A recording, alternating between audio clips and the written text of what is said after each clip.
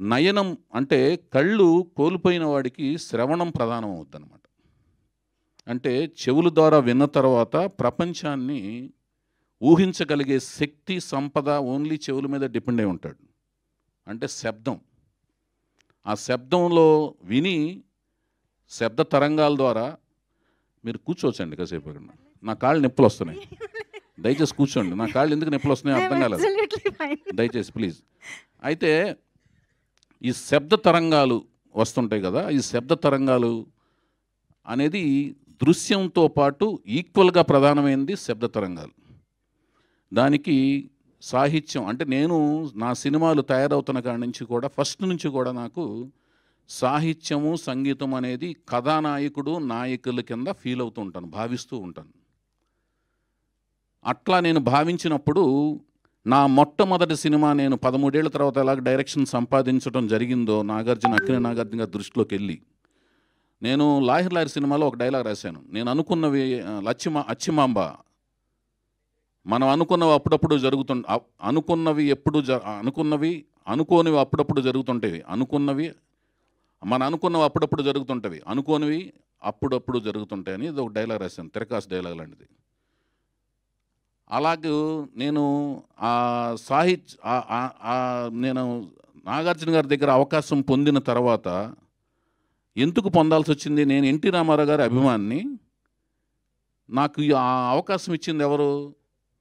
నేను నాగేశ్వరరావు గారితో విపరీతంగా వాదోపాదాలు చేస్తుండేవాడిని అగ్నిపుత్రుడు సినిమాలు చేస్తున్నప్పుడు. నాగార్జున గారికి కూడా తెలిసి నేను నా రామారావు గారి అభిమానిని. అయినా మానవతా దృక్పథంతో వాళ్ళకి తెలిసినా, నేను రామారావు గారి అభిమాని అని తెలిసినా కూడా వాళ్ళు వచ్చి నాకు నా యొక్క కష్టపడే తత్వాన్ని గమనించి నాగేశ్వరరావుకి తెలిసినా, నాగార్జున గారికి తెలిసినా నాకు అవకాశం ఇచ్చారు. అలాంటి నాగార్జున గారు అవకాశం ఇచ్చినప్పుడు ఆయనతో నేను ఆర్గ్యుమెంట్లు, వాదోపాదాలు చేసి కీరవాణి గారే నా మ్యూజిక్ డైరెక్టర్గా ఉండాలి అని నేను ఆయనతో కన్విన్స్ చేసి చేయాల్సి వచ్చింది. ఆ సిచ్యువేషన్ అదంతా చేసి కన్విన్స్ చేసి, ఎందుకంటే అంతకుముందు వాళ్ళు సందీప్ చౌతా గారితో సినిమా చేశారు నిన్నే పెళ్ళాడతా. ఆ సందర్భంగా తనతో ట్రావెల్ అయ్యే ఒక మూడ్లో ఉన్నప్పుడు నాకు కీరవాణి గారు కావాలని నేను పట్టుపట్టే ప్రాసెస్లో నేను కీరవాణి గారితో వెళ్ళింది. కీరవాణి గారితో అన్నప్పుడు కీరవాణి గారు అంటే ఏంటి, మన తెలుగు మనం ఏంటంటేనండి, మన ముందు ఉన్నవాళ్ళు మహానుభావులైన సామాన్య మానవులుగానే కనపడుతుంటారు. దూరంగా ఉన్నప్పుడు సామాన్య మానవులు కనపడుతుంటారు, దగ్గరగా వెళ్ళి వాళ్ళతో మాట్లాడినప్పుడు సామాన్యంగానే ఉన్నారు కదా అనిపిస్తుంటుంది. అదే వేరే దేశస్తులైతేనేమో మహానుభావులకు కనపడుతుంటారు. అసలు వేరే కాలమానవుల పరిస్థితులు ఉన్నప్పుడేమో మహాపురుషులు, యుగపురుషుల్లా కనపడుతుంటారు. అలాంటి యుగపురుషుడే కీరవాణి గారు. ఆయన మన కాలమాన పరిస్థితుల్లో కాకుండా వేరే కాలమాన పరిస్థితుల్లో పుడితే ఆయన్ని మన యుగపురుషుడి కింద భావించేవాళ్ళం. ఎందుకంటే ఆయన చేస్తున్న క్రాఫ్ట్లో ఎంత నైపుణ్యం ఉండాలో, అంటే ఒక సంగీత దర్శకుడికి తన భాష పట్ల, తను నేర్చుకున్న సంగీతంలోని సరిగమల పట్ల, భాష పట్ల పట్టుండాలి, సరిగమల పట్ల క్లియర్గా ప్రావీణ్యం ఉండాలి, అన్ని రకాల సంగీతంలోని విన్యాసాల పట్ల క్లియర్గా పట్టుండాలి. వాటిల్లోని ఇంతకుముందు ఉన్న పండితులు ఏమేమి ప్రయోగాలు చేశారు, వాళ్ళ యొక్క గొప్పగా ఉన్న పాటలు ఏమేమి పాటలన్నీ, ఎలాంటి పాటల్లో వాళ్ళు ప్రావీణ్యం చేశారు, ఎలాంటి ప్రయోగాలు చేశారు, వాటి మీద క్లియర్గా ఒక థీసిస్ ఉండాలి వాళ్ళ దగ్గర, సంగీత దర్శకుల దగ్గర, సంగీత దర్శకుడు అవుదాం అనుకునే వాళ్ళ దగ్గర. అవన్నీ ఉన్నాయి. అన్ని రకాల సంగీత దర్శకుల యొక్క ఆటుపోట్లు, వాళ్ళ యొక్క పట్లు అన్నీ కూడా కీరవాణి గారి మస్తిష్కంలో ఇక్కడ ఉంటాయి. అలాంటి సంగీత దర్శకులు మన కళ్ళ ముందు అసలు అతి తక్కువ కాదు, లేరనే చెప్పాలి.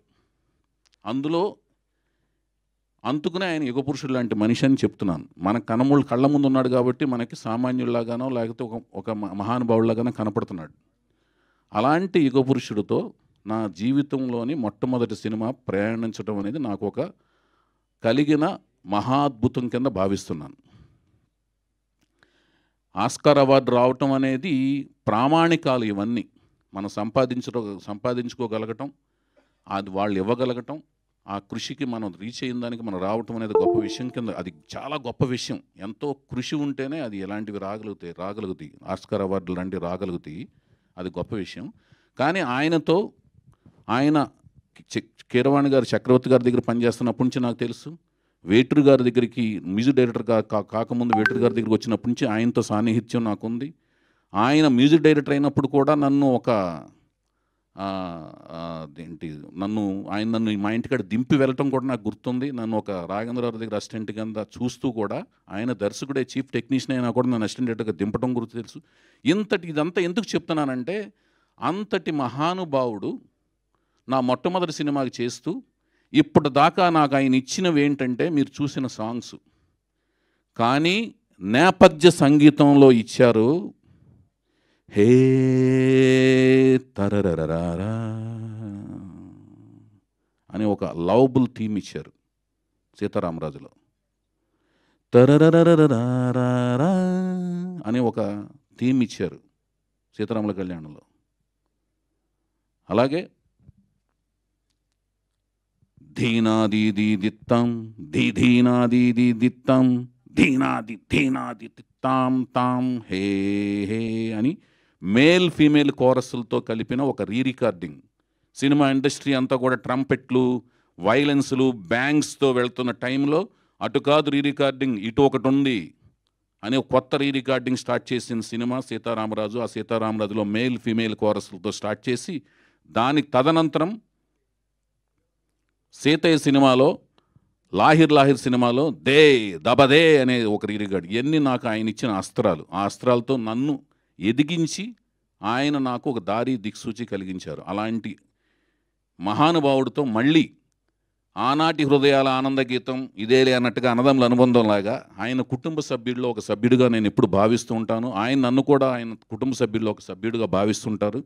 అలాంటి మహానుభావుడు నన్ను మళ్ళీ, నేను కొంత గ్యాప్ తర్వాత ఆయన అప్రోచ్ అయినప్పుడు అంతే ఆత్మీయంగా, అంతే అనుబంధంగా నన్ను చేరదీసుకుని ఈ సినిమా చేస్తానని ఒప్పుకోవటం, ఈ స్క్రిప్ట్ని ఆయన పరిశీలించి మొత్తం స్టడీ చేసి దీన్ని చక్కగా ఆయన యొక్క